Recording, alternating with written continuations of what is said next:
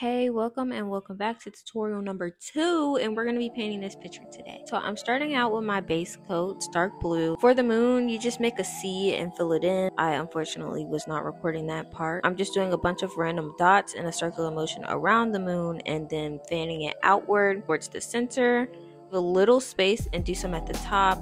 And then you're going to make like a little whirlpool type of motion and connect that towards the center too. For this part, I wasn't really worrying about making it match the picture exactly, so everything isn't perfectly placed, but you get the idea of it. So I just went back in and filled over some of the white spots with yellow, and now I'm creating light spots in the sky with a lighter blue. I honestly just put the blue wherever I seen fit, so for this part you can really just put the blue wherever you think it looks good. And this is what I ended up with. Make sure you cure after that. And for the cat's head, you're going to stay in the center of the nail but line it up with the middle of the moon. And you just start out with a circle and fill that in. When doing circles, it's better if you start with the top and then the bottom of the head and then you do the sides. It just helps you get more of a perfect circle look. After you filled in the cat's head, you're going to make an oval for the body. It's better if you imagine 3 circles down from the head to get the correct size. And then finally, before we move on, we're going to do the legs. You're just going to make an awkward looking heart starting from the bottom of the body. Boom, now it should look like the person is sitting, looking at the sky. And then you're going to make 2 triangles for the ears. Now for the pumpkin, you're going to make like a little hill. In the front, you're going to make a hill still but cut it off, and then do a kind of wide backward C. Now for the stem, you're going to make 2 curved lines, and then in the center of that, you're going to make another little hump. Right here, I'm just correcting what I didn't like. I felt like it could have been more round, so that's what I'm doing here. And then I'm just going to make a curved line at the bottom of the pumpkin.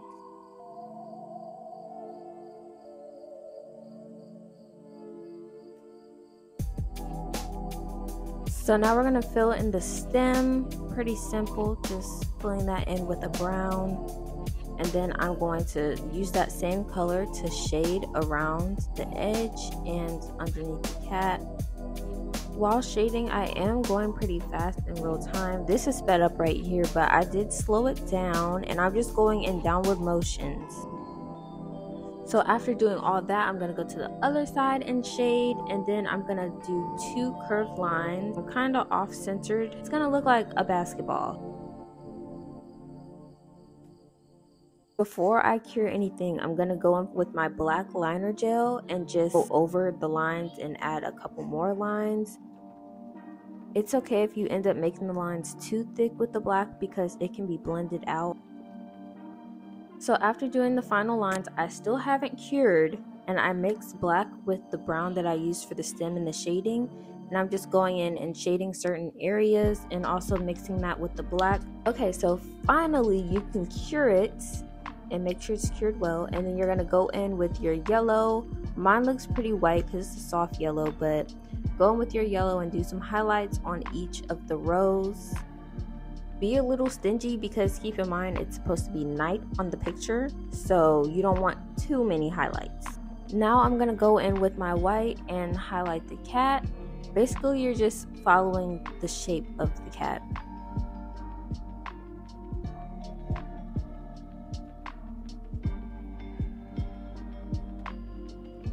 And now we're going to add some yellow to highlight the stem. We're just going around the edge.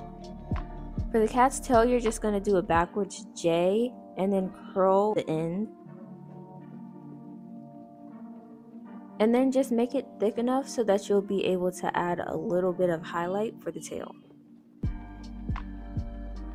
And now we're going to circle back to the stem because I forgot about this part. So you're just going to make a backwards 3. And then you're going to fill in the ground with a forest green color.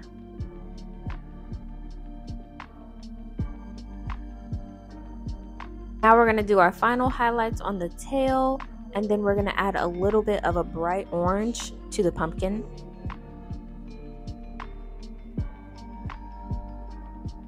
Now you're going to go back to your squiggly line and outline that with black on both sides.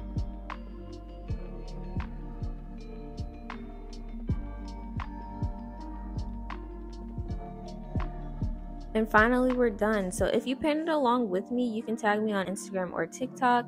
I'll have it on the screen and in the description below. I really hope that this tutorial was helpful enough. And always, if you enjoyed this video, like, comment, subscribe, and I'll see you in the next one. Bye, guys.